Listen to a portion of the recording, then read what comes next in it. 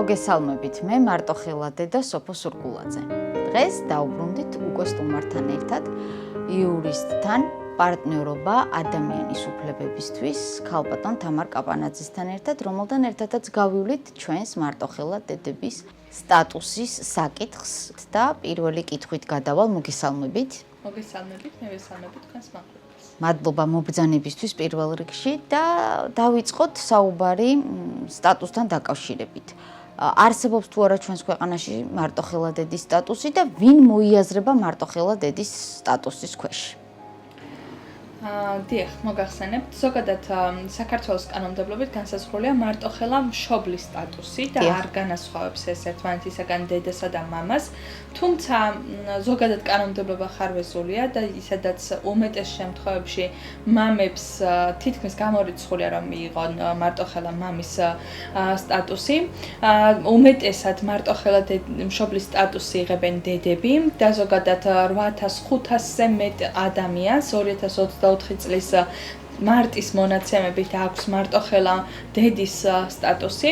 ახლა რაც შეეხება რა შემთხვევაში შეიძლება მიიღოს ადამიანმა მარტოხელა მშობლის სტატუსი, არის კანონით განსაზღვრული რამდენიმე შემთხვევა, 4 შემთხვევა, როდესაც ადამიანს შეუძლია მიიღოს ეს სტატუსი, ესენია, როდესაც მაგალითად 18 წლამდე შვილი ყავს, ეს მნიშვნელოვანი გარემოებაა, რადგან როდესაც შვილი უკვე 18 წლის ზემოთ არის, ასეთ შემთხვევაში სტატუსის მიღება უკვე აღარ შეუძლია მარტოხელა მშობელს, მაგრამ თუ ყავს 18 წლამდე შვილი და დაბადების რეგისტრაციის აქტში ბავშვის დაბადების რეგისტრაციის აქტში არ არის მითითებული მამის ვინაობა. ერთი შემთხვევა არის ეს, როდესაც არის შესაძლებელი. მეორე თუ კი მაგალითად იშვილა დედამ ბავშვი და მისი ბავშვის დაბადების რეგისტრაციის აქტში ასევე არ იყო მამა ცნობილი და არ იყო მითითებული მამის ვინაობა. როდესაც მამას ჩამორთმეული აქვს მშობლის უფლება, ან მეოთხე შემთხვევა, როდესაც მაგალითად მამა გარდაცვლილია, ან მაგალითად უგზო-უკლოდ დაკარგულად არის აღიარებული სასამართლოს მიერ. ეს არის 4 შემთხვევა, როდესაც მშობელს უმეტესად დედაზე ვსაუბრობ და უმეტესად დედას აქვს შესაძლებლობა რომ მიიღოს მარტოხელა მშობლის სტატუსი. თუმცა ეს სტატუსი არ არის, ასე ვთქვათ, ყოვლისმომცველი და ვერ ითვალისწინებს ყველა იმ გარემოებას, როდესაც დედა შეიძლება იყოს მარტოხელა მშობელი და მას მარტო უწევდეს ზრუნვა ბავშვზე. ზოგადად საერთაშორისო სტანდარტით მარტოხელა მშობელად მითითებული არის და იგულისხმება ყველა ის ადამიანი, რომელიც მარტო ზრდის, ანუ ფაქტობრივ მოცემულობაზე არის უფრო მეტად მიბმული მარტოხელა მშობლის სტატუსი საერთაშორისო სტანდარტით, ვიდრე კონკრეტულ გარემოებებთან, იმიტომ რომ შესაძლოა მაგალითად ბავშვის დაბადების რეგისტრაციის აქტში მითითებული იყოს მამის ვინაობა, თუმცა გარკვეული გარემოებების გათვალისწინებით და დროის გასვლის შემდეგ მამა ზოგადად არ იყოს ჩართული, არ იცოდნენ მის შესახებ ინფორმაცია, არ იყოს ბავშვის აღზრდაში ჩართული, არ ღებულობდეს მონაწილეობას და მხოლოდ დაბადების აქტის ჩანაწერში მითითების გამო დედა ვერ იღებდეს ამ შესაბამის სტატუსს. ამიტომ ეს სტატუსი თავის რეგულაციის მიღმა ტოვებს გარკვეულ ჯგუფს ქალებისას, რომლებსაც მარტო უწევთ შვილებზე ზრუნვა და მთელი ამ პასუხისმგებლობის აღება. კი ბატონო, საკმაოდ დიდ ჯგუფს ტოვებს, იმიტომ რომ ჩემს გარემოცვაში ძალიან ბევრი ადამიანია, ქალბატონი, ვინც არის გაშორებული, მამა გრაფაში არსებობს, თუმცა არანაირი სხვა მოვალეობა ვალდებულება მამას არ მიუღია ბავშვის აღზრდაში მონაწილეობა, რაც ძალიან რთულია დედისთვის. ის არც მარტოხელად ითვლება, ამ დროს არის ფაქტია და ძალიან ბევრ პრობლემას ქმნის.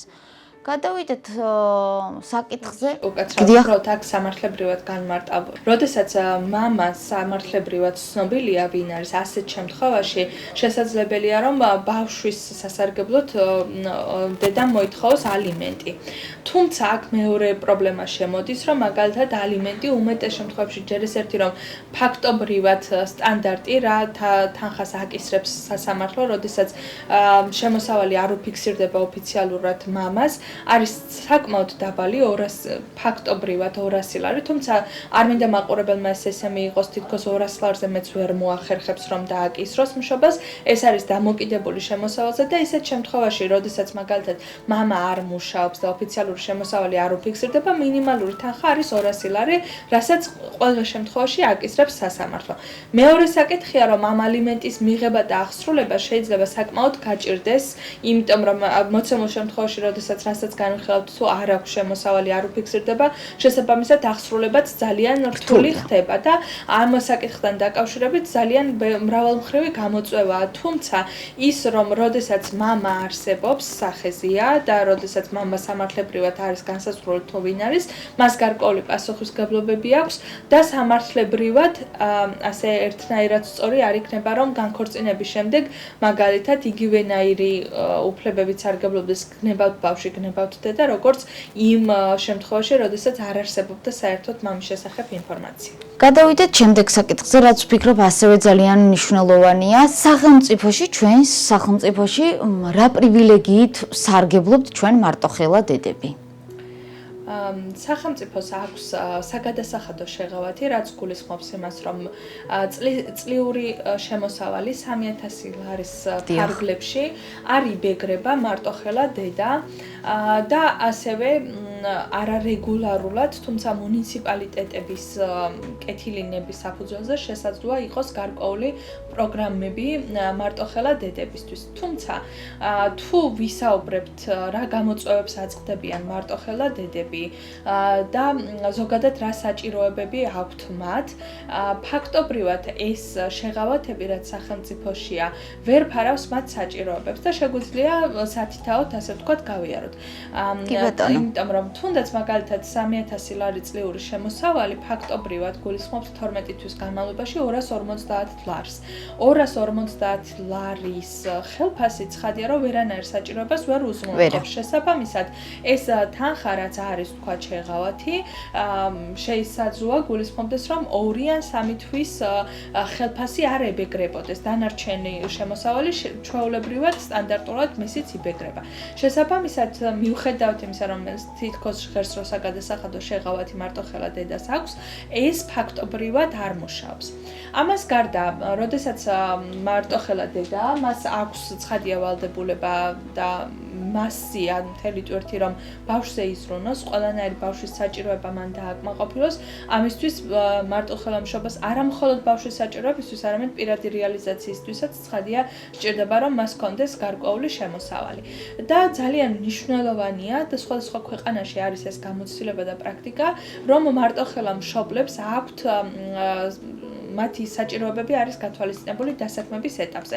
მაგალითად, სამუშაო გრაფიკი არის უფრო მოქნილი მათი, შეუძლიათ ნაწილობრივ ან ჰიბრიდულად იმუშაონ, ან სრულად იმუშაონ სახლიდან, ანუ დისტანციურად იმუშაონ, ან მქონდეთ ცოტათი უფრო მეტი დასვენების შესაძლებლობა, იგივე შვებულება, ანაზღაურებადი, ვიდრე მაგალითად სტანდარტულ სიტუაციაში, იმიტომ რომ მათ, ვთქვათ, ბავშვის ავადობის ან დასვენების ან ნებისმიერი სხვა საჭიროების გამო მხოლოდ მათ უწევთ, რომ იზრუნონ ამ ყველა საჭიროების დაკმაყოფილებაზე და არ აქვს შესაძლებლობა, რომ მათ ვინმე დაეხმაროს. ამას გარდა, ზოგადად, როდესაც ბავშვთა ზრუნვის და ბავშვის კეთილდღეობის სისტემაზე ვსაუბრობთ სახელმწიფოში, ნიშნულოვანი არის, რომ ბავშვებს ჰქონდეთ სხვა არსებობდეს სერვისები, მაგალითად, სადაც შესაძლებელია ბავშვის დატოვება, სადაც შესაძლებელი არის, რომ ბავშვზე იზრუნონ იმ პერიოდში, როდესაც დედას თუნდაც მაგალითად ან მუშაობა ჭირდება, ან შეიძლება ჭირდებოდეს, ვთქვათ, საღამოს საათებში მუშაობა, თუნდაც საკუთარ თავზე ზრუნვის კუთხით, რადგან დედები აწყდებიან ამ გამოწვევას, რომ მთელი ამის მათი ფსიქოემოციური მდგომარეობა დედების ცხადია მნიშვნელოვანია, როდესაც მხოლოდ დედას უწევს, რომ მთელს ამ გამოწვევებს გაუმკლავდეს. პასუხისმგებლობა, როდესაც მხოლოდ ერთ ადამიანზეა, ძალიან რთულია, რა თქმა უნდა, გეთანხმებით. გადაწვის საწინააღმდეგოდ მას ჰქონდეს შესაძლებლობა, რომ თავისი დროც მათ შორის დარჩეს დედას და ამ პერიოდის განმავლობაში ბავშვზე უნდა ზრუნავდეს შესაბამისი, ვთქვათ, უფლებამოსილი და შესაბამისი კომპეტენციის მქონე უწყება. ან არსებობდეს ადგილი, სადაც დედას ეცოდინება, რომ მშვიდად არის და ბავშვი უსაფრთხოდ არის. მთელი ეს ტვირთი როგორც წესი მერე გადადის ისევ ვთქვათ ქალებზე უმეტესად, იმიტომ რომ დედას უმეტესად უნდა დაეხმაროს ან ვთქვათ ისევ მისი დედა, ბავშვის ბებია, ან ოჯახის წევრები, დედის ნებისმიერი სხვა სტატუსით და ეს ტვირთი სრულად გადმოდის მარტოხელა დედის ოჯახის და მარტოხელა დედის მხრებზე. კი ბატონო, აი ვფიქრობ, რომ ძალიან კარგი იქნებოდა სამსახურებში რომ ყოფილიყო ბავშვებისთვის გაკეთებული სივრცე, სადაც შეიძლება რომ ან საბავშვო ბაღში ვერ წაიყვანე გაციებულია, ან თუნდაც ადრე წამოიყვანე საბავშვო ბაღიდან და შენ უფრო დიდხანს გიწევს სამსახურში ყოფნა, სადაც შეიძლება რომ შვილი მიიყვანო, ბავშვი ყავდეს და შენ იყო მშვიდად აკეთო შენი საქმე, იმიტომ რომ იქვე გყავს ბავშვი, შენ თვითონვე ზრუნავ, იქ არის ადამიანი, ვინც ყურადღებას აქცევს, მაგრამ შენთან არის ახლოს არის, არც ის ბავშვია დედისგან შორს და მიტოვებული, ვთქვათ, უყურადღებოდ დედის სითბოსგან მოკლებული და შენც მშვიდად ხარ სამსახურში. ძალიან კარგი პრაქტიკა იქნებოდა მსგავსი ჩვენთანაც რომ დაინერგოს დედის სიმშვიდისთვისაც და ბავშვის ფსიქიკისთვისაც ძალიან კარგი იქნება. გეთანხმებით, რამდენიმე უწყება მახსენდება, სადაც წინა წლებში იყო იგივე მაგალითად თბილისის საქალაქო სასამართლოში იყო ეს გარკვეული სივრცე, სადაც ბავშვების სათამაშო სივრცე იყო, ის ნაკლებად იყო ისეთი გარემო, სადაც ვთქვათ თანამშრომლებს შეეძლებოდა წაყვანა, თუმცა როდესაც მაგალითად აი მიდის ადამიანი განცხადების არჩევის შესაბამისად შეიძლება რაღაც გარკვეული დრო ამას სჭირდებოდეს, იმ პერიოდში ბავშვის გასართობის საშუალება უფრო მეტად იყო ეს ვიდრე მშობლის მხარდამჭერი, ვინც იქ მუშაობს, თუმცა ბოლო დროს აღარ მახსოვს, რომ იყოს თუ სწორად მახსოვს ეს სივრცე იქ აღარ არის თბილისის საქალაქო სასამართლოს მოსაცდელში, ასე ვთქვათ, ეს სივრცე ახლა აღარ არის.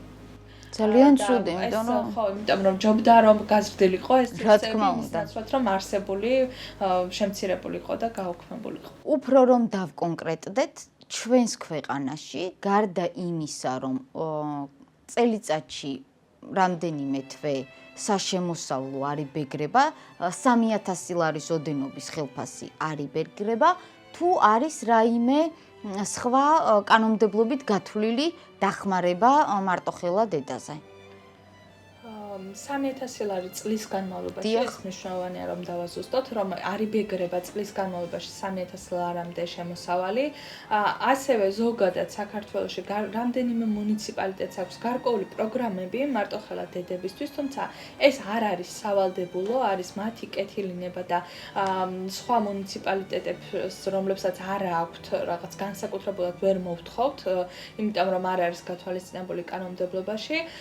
სხვა შეღავათები იქნება ეს მაგალითად შრომით უფლებები, იქნება ჯანდაცვა თუ ასე შემდეგ, ეს შეღავათები გათვალისწინებული არ არის და საერთაშორისო სტანდარტით არსებობს სხვადასხვა ქვეყანაში, სადაც მაგალითად არის უფრო მეტი შვებულების დღე, ან არის უფრო მოქნილი სამუშაო გარემო, სადაც საათები ან სამუშაო ადგილი არის განსხვავებული და ასევე არსებობს ძალიან მნიშვნელოვანია, რომ არსებობდეს სამართლებრივი გარანტიები, როდესაც მარტოხელა მშობელი ბავშვზე ზრუნავს, ამის გამო იგი არ უნდა გახდეს, ვთქვათ, რაღაცა არათანაბარი, უთანასწორო მოპყრობის მსხვერპლი, არ უნდა გაათავისუფლონ, არ უნდა შეექმნას, ვთქვათ, პრობლემები დაწინაურების, თანაბარი ანაზღაურების თუ სხვა შრომით სამართლებრივი საკითხების მიმართულებით. თუმცა ეს საქართველოში ასევე გარანტირებული არ არის. კი, ნამდვილად მე ვსარგებლობ ამ საშემოსავლო დაბეგვრის ამბით, დანარჩენი, რა ვიცი, მეტი არაფრით მისარგებლია, აგერ უკვე 16 წელია. და გადავიდეთ ბოლო საკითხზე, რომელიც ვფიქრობ, რომ საკმაოდ საინტერესო და მნიშვნელოვანი იქნება, რა უნდა იცოდეს მარტოხელა დედამ, რომელიც უეცრად აღმოჩნდა ამ მდგომარეობაში, ვიღაცამ შეიძლება გადაწყვიტა, რომ გააჩინოს შვილი და აი რა უნდა იცოდეს, სად უნდა მივიდეს, რომ აიღოს ცნობა, რა იურიდიული დახმარება შეიძლება მას დასჭირდეს ამისთვის და აი ეს ყველაფერი როგორ უნდა გაიაროს ეს გზა. მარტო ხელმშობლის სტატუსს გაცემს მეურვებისა და მზრუნველობის სააგენტო, იგივე სახელმწიფო ზრუნვისა და ტრაფიკინგის მსხვერპლთა დაზარალებულთა დახმარების სააგენტო, რომელიც იმ გარემოებების შემთხვევაში მარტო ხელმშობელმა, როდესაც აქვს გარკვეული გარემოება რომელიც ჩამოთვალეთ, რა შემთხვევაში შესაძლებელია რომ მან მიიღოს სტატუსი, აღნიშნული გარემოებების დამადასტურებელი დოკუმენტები უნდა წარადგინოს, მაგალითად, ბავშვის დაბადების მოწმობა, რომელშიც არ არის მამა მითითებული, ან გარდაცვალების მოწმობა, ან მაგალითად სასამართლოს გადაწყვეტილება, თუ კი უგზო-უკვლოდ დაკარგულად იქნა ცნობილი ადამიანი, ხო? ნებისმიერი იმ გარემოების დამადასტურებელი დოკუმენტი და რომლის საფუძველზეც მას სურს რომ მიიღოს ეს სტატუსი და ცხადია ბავშვის დაბადების მოწმობა, რომელიც ადასტურებს რომ მშობელი თავად არის, ასევე რომ ბავშვი 18 წლამდე არის, ამ გარემოებების დამადასტურებელი დოკუმენტები უნდა წარადგინოს სააგენტოში, რომელიც შეისწავლის ამ გარემოებებს და შესაბამისად იღებს გადაწყვეტილებას სტატუსის მინიჭებაზე, ან სტატუსის მინიჭების თაობაზე, ან მინიჭებაზე უარის თქმის თაობაზე. ეს უარი არ არის საბოლოო და შესაძლებელია რომ გასაჩივრდეს პირველ ეტაპზე სააგენტოში და შემდეგ უკვე სასამართლოში და ასევე შესაძლებელი არის რომ ადამიანს ჰქონდეს სტატუსი მარტო ხელმშობლის, თუმცა იგი გაუქმდეს იმ შემთხვევაში, თუ კი რომელიმე ეს გარემოება აღმოფხრილი, ანუ მაგალითად უგზო-უკვლოდ დაკარგულად იყო აღიარებული ადამიანი და ამის შემდეგ გამოჩნდა ადამიანი. ან მაგალითად იმ შემთხვევაში თუ თქვათ მამა გაასაჩივრა და დნმ-ის ანალიზის გაკეთება მოითხოვა და დაადასტურა რომ ის არის მამა.